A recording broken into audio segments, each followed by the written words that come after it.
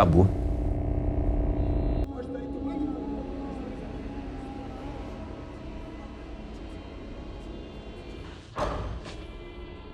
O que foi? Tá olhando o quê? Sunlight, he was kind of a journalist vampire, covering, the most tragic and violent and perverse stories. Okay. And after a while, he started, venting out, all these disturbing facts that he was ingesting every night. He started to vent it into fiction. And he started to write horror stories. He's passionate about horror, as I am, and he started writing, horror short stories set in the night of São Paulo.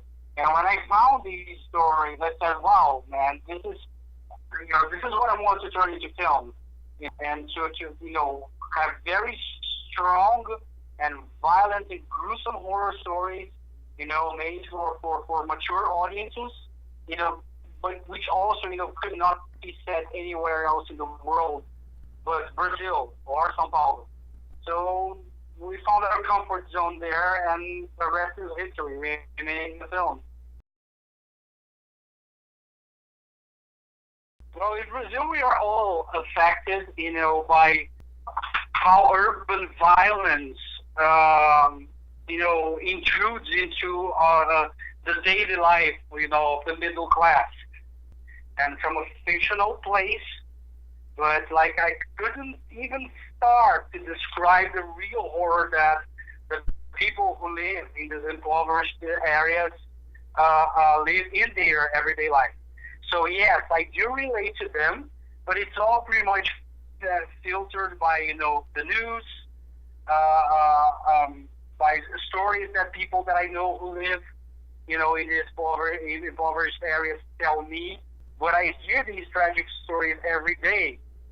So I think it is my duty as a filmmaker, even if a horror filmmaker, to talk about that. I do relate to the violence, but not in a way that a lot of people who really live in these dangerous areas relate to it. I really, really struggled, to come up with something fresh. As much as possible, as much of my writing time allowed, as much as my development time and my pre-production time allowed, I really, really thought, to bring something fresh to the viewer. I know the horror genre really well. I'm 45 years old. I've been involved with consuming and making horror fiction since I was 80 years old.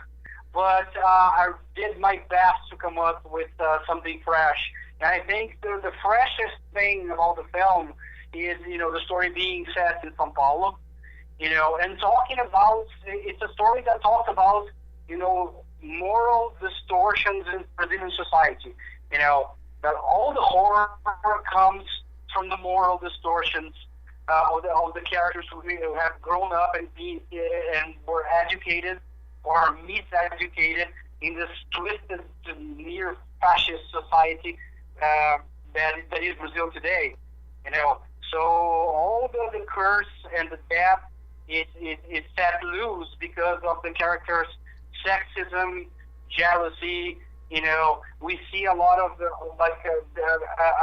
black young man killed by the police in the morgue, which tells a lot of the racist society Brazil is. So yeah, I think this is all fresh. The rest of the world is seeing that now. I'm being asked about it in interviews, and during Q&As and festivals, people telling me, "Wow, this is not the Brazil that I heard about." I never knew that Brazil was so brutal. So it's very rewarding to me that the narrative was original, at least in that sense.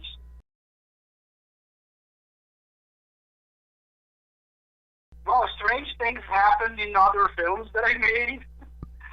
But yeah, none of this one particularly, I really wanted it to happen actually, but this time it didn't happen. So I think, all the evil really went to the screen, Nothing spooky happened on set as much as I wanted it. Olá, friends of Cine Frame. This is Dennison Ramalho speaking from São Paulo, Brazil. You go get some good scares watching my new film, The Night Shifter, La Morgue Maldita, in Mexico. It's going to be really great to see you in the theaters, Beware.